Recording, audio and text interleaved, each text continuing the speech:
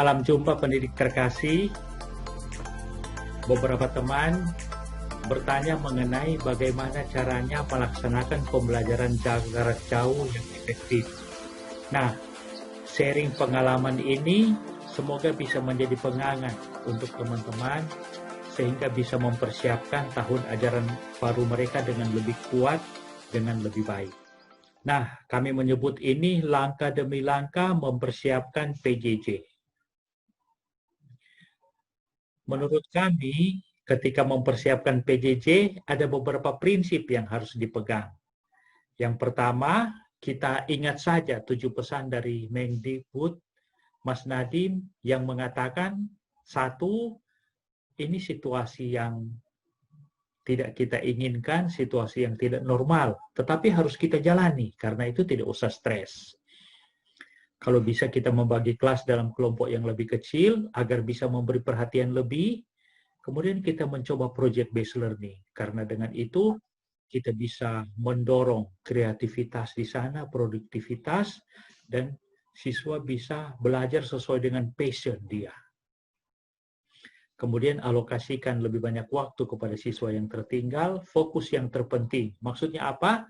Tidak mungkin kita memberikan semua hal dalam waktu atau situasi yang tidak normal ini. Karena itu kita memilah-milah materi yang penting dan itu yang kita berikan. Jangan lupa untuk saling kontak, saling sharing dengan guru mengenai kesulitan dan tantangan yang ada supaya kita saling memperkuat dan saling belajar satu sama lain.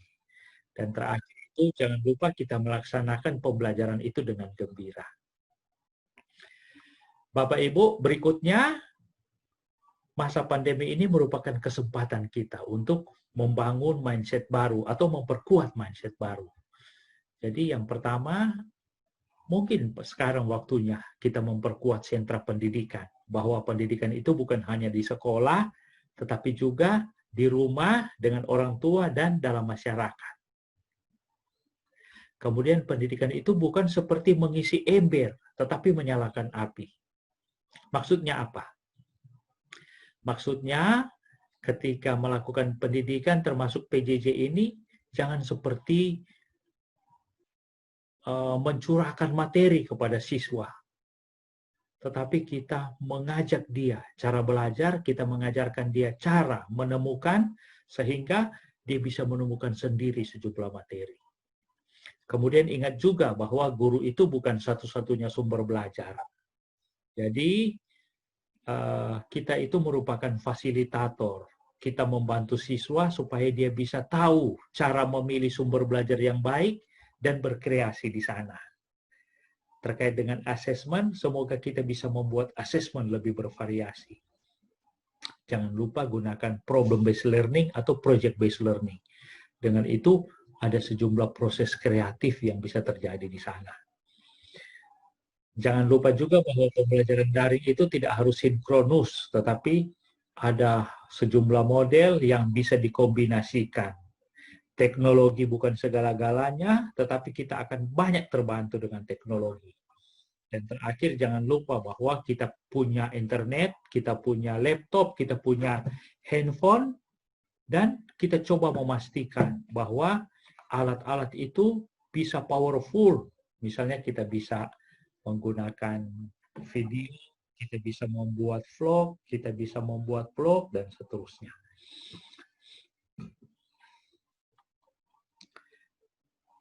Kalau bisa menyimpulkan, meskipun ini PJJ, kita perlu menampilkan pendidikan yang bermakna. Kemudian pendidikan itu menggembirakan dan membebaskan siswa. Pendidikan yang melibatkan semua pihak, ingat 3 pilar yang sudah disebutkan tadi. Kemudian juga multiple intelligences. Nah, di sini mau dikatakan bahwa semua siswa itu punya kemampuan khusus. Dalam PJJ ini kita coba berkreasi supaya setiap siswa merasa tersapa dan bisa mengembangkan potensinya dia. Karena pembelajaran kita berpusat pada siswa dan kita selalu memikirkan konteks siswa itu sendiri. Jangan lupa bahwa teknologi juga akan memperkuat pembelajaran kita. Dengan prinsip ini Bapak Ibu, mari kita masuk pada tahap berikutnya, bahwa PJJ ini kita penting sekali menetapkan tujuan yang akan dicapai. Kalau kita mampu menetapkan tujuan, berarti pembelajaran kita tidak akan kemana-mana. Itu menjadi jelas, terarah. Kalau arahnya jelas, kita sudah tahu apa yang harus kita siapkan. Langkah demi langkah untuk mencapai tujuan yang sudah ditetapkan. Tidak PJJ atau PJJ, pemerintah sudah menetapkan profil pelajar Pancasila, nah itu aja yang kita berusaha kejar. Dengan demikian, dalam PJJ ini pun kita mendorong supaya siswa tetap berkembang dalam nalar kritis. Siswa menjadi mandiri, dia menjadi kreatif, kemudian mengembangkan kebinekaan global, berpikir global dalam kebinekaan, dia berkolaborasi, tetapi juga dia mengembangkan karakter, akhlak mulianya. Selain itu, jangan lupa bahwa setiap sekolah itu kan punya visi, misi, dan nilai. Sehingga tujuan yang lain itu adalah tujuan dari sekolah itu sendiri. Kita sudah punya profil peserta didik, tidak PJJ dan ada PJJ, kita tetap ingat bahwa ini merupakan rambu kita, merupakan patokan kita untuk melangkah. Ya. Nah, sekarang kita masuk pada tahap persiapan. Apa yang harus kita lakukan pada tahap persiapan ini? Jangan lupa untuk berkolaborasi dengan baik. Dengan siapa saja, dengan semua pihak. Saling mendukung, saling bekerja sama, saling berbagi otoritas. Jadi kita kompak, terutama dengan yayasan ya. Dan kepala sekolah menjadi nakoda yang memberi arah, tetapi juga yang memberi motivasi. Jangan lupa ini, peranan besar dari kepala sekolah. Berkolaborasi dengan semua pihak, dan jangan lupa untuk saling percaya. Apalagi dalam situasi pandemi ini, kita tidak bergandengan tangan dengan kuat, maka akan ada banyak kesulitan. Kita percaya kepada yayasan, kita percaya kepada guru, kepada siswa kita, kepada orang tua. Dengan saling percaya, maka kita bisa saling berbagi, saling menguatkan. Dan kuncinya yang lain adalah komunikasi yang baik, yang jelas, dan yang intens. Dengan itu, kita terhindar dari salah paham dan seterusnya. Nah, Bapak Ibu pendidik, saya sebutkan di sini contoh pembagian tugas. Jadi, yayasan itu harus melakukan apa, kepala sekolah mempersiapkan apa, dan guru mempersiapkan apa. Kalau masing-masing tahu peranannya dan bisa melakukan itu dengan baik, maka kita melangkah bersama dengan sangat kuat. Nah, di sekolah itu sendiri, baik sekali kalau kepala sekolah sudah menetapkan rambu. Apa yang harus dilakukan oleh guru tahap demi tahap, kemudian apa yang harus dilakukan oleh orang tua tahap demi tahap, dan apa yang harus dilakukan oleh anak. Rambu ini sangat jelas, menjadi pegangan bersama, dan menjadi pedoman dalam masa pembelajaran jarak jauh ini. Guru akan membuat apa? Guru menetapkan tujuan pembelajarannya masing-masing, menetapkan evaluasi yang harus dilakukan supaya kualitas tujuan ini bisa dicapai. Kemudian menetapkan proses dan strategi pembelajarannya. Kemudian dari tujuan yang sudah ditetapkan itu dan proses yang akan dijalani, kepala sekolah dan guru menetapkan kebutuhan apa yang harus disiapkan atau ditambahkan, diusulkan kepada yayasan. Gitu ya. Nah, saya ini mengambil konsep dari Prof. Eko Indrajit yang mengatakan ketika kepala sekolah mengambil keputusan harus melihat rasional apa dalam pelaksanaan ini. Ini sama tadi dengan kita sebutkan tujuan yang harus dicapai ya. Kemudian sumber daya yang ada kita itu apa? Apakah mungkin untuk menambahkan? Saya selalu mengatakan di sini bahwa kita jangan juga mengada-ada. Usahakan kita menggunakan apa yang ada. Kalau tidak ada ya kita tidak usah ngomel, kita tidak usah marah dan seterusnya. Kita menggunakan apa yang ada di sekolah kita. Kemudian tujuannya sudah ada, kita sudah tahu kekuatan kita menetapkan strategi apa yang akan kita gunakan untuk mencapai tujuan dengan kekuatan yang ada ini.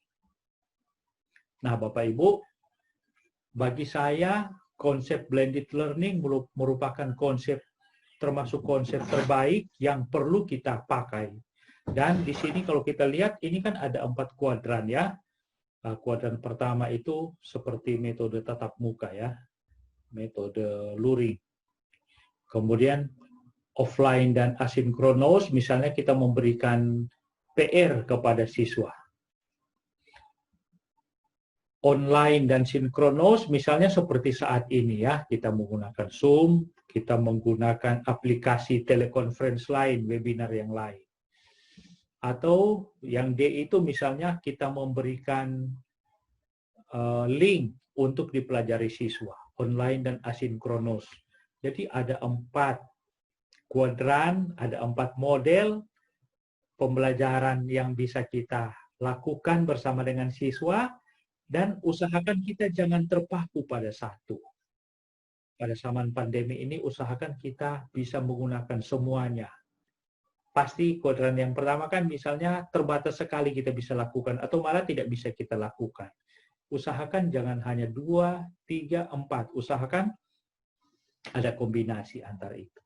Nah, Bapak Ibu, ini beberapa prinsip untuk meramu blended learning sebagaimana diusulkan oleh Prof. Eko supaya blended learning kita itu menjadi khas kita karena kita mempertimbangkan tujuan pembelajaran kita, karakteristik siswa kita, struktur, infrastruktur, dan kondisi kita sendiri, dan seterusnya. Jadi, berdasarkan konteks kita, situasi kita, kita menyusun blended learning kita. Nah, penting sekali dalam persiapan ini, kepala sekolah atau sekolah menetapkan platform apa yang akan dipakai untuk mendukung pembelajaran. Tentu saja sangat baik kalau sekolah sudah punya LMS sendiri. Kalau tidak ada, kepala sekolah harus memutuskan bahwa setiap guru misalnya menguasai satu platform. Kalau mau diseragamkan silakan, kalau tidak mau diseragamkan juga bisa. Jadi berdasarkan apa yang paling dikuasai oleh guru. Tetapi juga kita bisa memperhitungkan karakteristik ya. Misalnya kan Schoology itu sangat baik untuk pembelajaran matematika dan IPA. Nah, misalnya kita memilih itu. Bapak Ibu guru, kita juga bisa menentukan bahwa ada banyak sekali aplikasi conference untuk tatap muka dengan siswa pada zaman pandemi ini. Kita pilih aja yang efektif menurut kita. Nah, sangat penting kita membuat simulasi dan kita menetapkan jadwal seperti apa yang akan kita gunakan. Misalnya di sini saya menyebutkan kita sudah menetapkan hari pembelajaran, lalu kita sudah tetapkan bahwa satu hari itu ada 2 atau 3 mata pelajaran. Misalnya kan jam 8 sampai 9.30, lalu 10.30 sampai 12, untuk kelas besar ada pelajaran sore hari misalnya. Kita buat pola seperti itu aja. Kemudian kita kombinasikan antara pelajaran berat dan ringan, kita tetapkan tujuan pembelajaran yang akan dicapai, lalu kita kombinasikan tadi yang kuadran, ada 4 kuadran tadi, yang mana yang akan kita pakai. Jangan lupa, tidak usah fanatik dengan salah satu model. Kemudian kalau memberi tugas, jangan lupa untuk memperhitungkan beban siswa. Jangan sampai semua bidang studi memberi tugas yang membuat siswa menjadi terlalu capek, kewalahan dengan tugas-tugas yang ada. Nah, Bapak Ibu, sesudah membuat persiapan yang kuat, bagaimana tahap pelaksanaannya? Nah, kami mengusulkan agar Kabak Pendidikan dan Kepala Sekolah mengeluarkan protokol PJJ untuk pelaksanaan. Jadi, ada panduan mengenai bagaimana guru harus bertindak, bagaimana orang tua harus bertindak, bagaimana siswa harus bertindak. Jadi, ada guidance yang detail. Kalau perlu, tahap demi tahap itu, jam demi jam. Kemudian panduan itu mampu dipahami dan mampu dilaksanakan. Itu menjelaskan semua tahap yang harus dilakukan dan termasuk apakah komunikasinya harus seperti apa, penilaiannya, pelaporannya, bahkan langkah yang harus dilakukan. Misalnya ada siswa yang tidak masuk atau ada siswa tertentu yang tidak aktif. Jadi kita sudah membayangkan kira-kira bisa muncul masalah apa dan kita sudah ada antisipasi untuk itu. Nah, Bapak Ibu, ketika melakukan pembelajaran, jangan lupa kita memiliki prinsip bahwa pembelajaran itu memiliki rekam jejak yang bisa diikuti dan ditelusuri. Mungkin ada LMS dari sekolah sendiri. Mungkin bagian pendidikan atau kepala sekolah menetapkan satu platform yang akan dipakai bersama. Kemudian setiap guru itu perlu memberi kode akses kelas kepada pimpinan sekolah dan kabak pendidikan. Sehingga kelas mereka bisa diikuti, bisa ditelusuri, dan bisa didukung, ya, misalnya. Setiap guru memberi laporan kepada pimpinan sekolah mengenai pelaksanaan pembelajaran, meliputi tema, waktu pelaksanaan, kehadiran siswa, dan laporan singkat tentang proses. Jadi setiap hari ada pelaporan seperti ini kepada pimpinan sekolah, di mana pimpinan sekolah kemudian akan membuat laporan, akan membuat rekap, dan dia memberi laporan menjadi sharing bersama seluruh sekolah setiap hari. Setiap minggu akan ada rapat untuk menilai efektivitas, masalah, dan solusi. Jadi Bapak Ibu sekalian, ada guidance, kemudian ada proses di kelas, kemudian ada proses pelaporan harian, ada proses rapat mingguan. Itu semua akan memperkuat PJJ kita. Selanjutnya, nah ini misalnya contoh ya, di sekolah, di satu sekolah ini memakai IMSIS, bagaimana proses yang ada di sana, termasuk proses penilaian juga ada di sana, dan seterusnya, proses quiz dan penilaian. Atau misalnya menggunakan Google Classroom. Jadi semua ini ada komunikasi baik dengan bagian pendidikan dan kepala dan pimpinan sekolah supaya bisa ditelusuri dan seterusnya, ada rekam jejak dan seterusnya.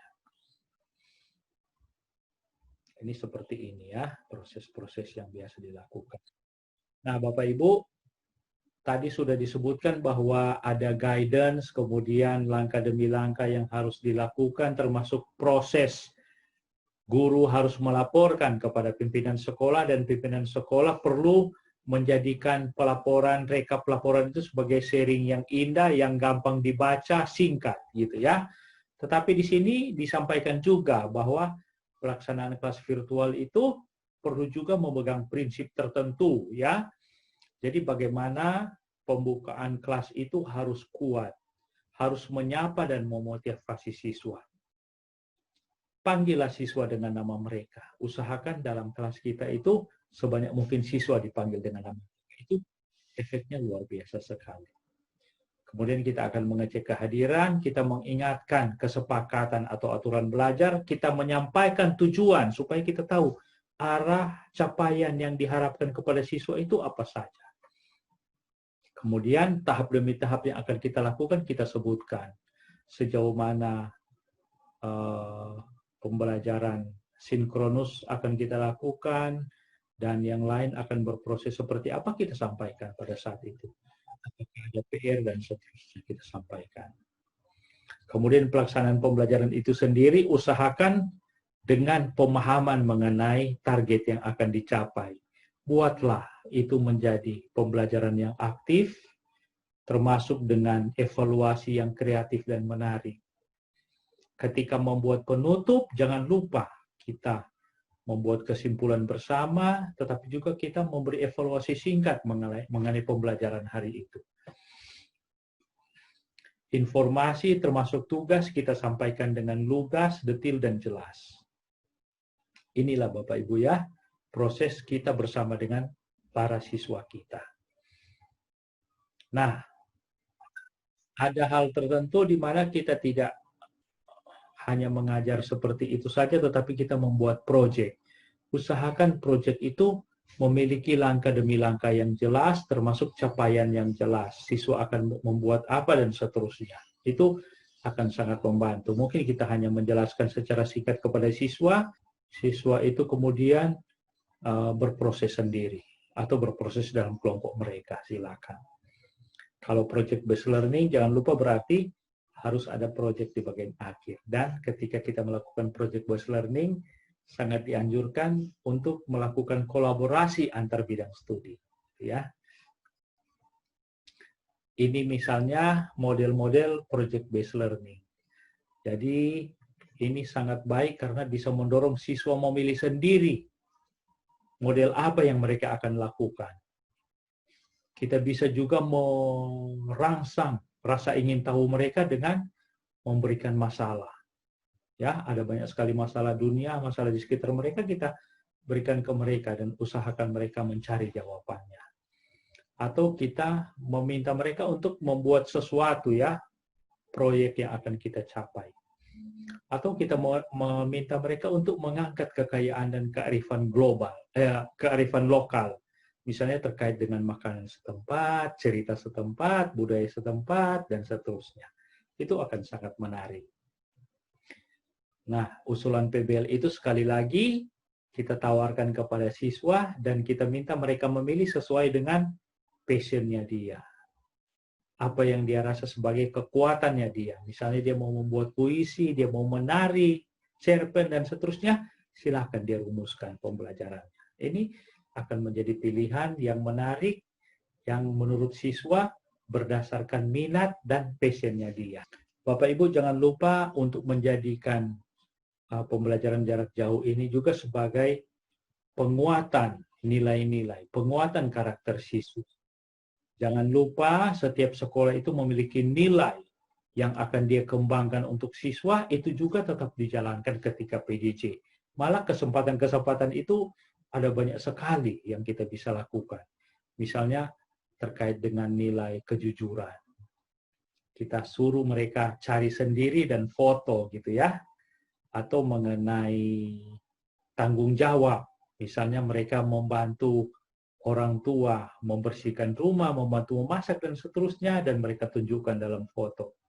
Mereka menunjukkan sejumlah hal, keakraban dengan orang tua, nilai penghormatan kepada orang tua, nilai beriman dengan doa, nilai peduli sesama, nilai nasionalisme, nilai peduli lingkungan, misalnya. Nilai-nilai itu coba mereka kembangkan.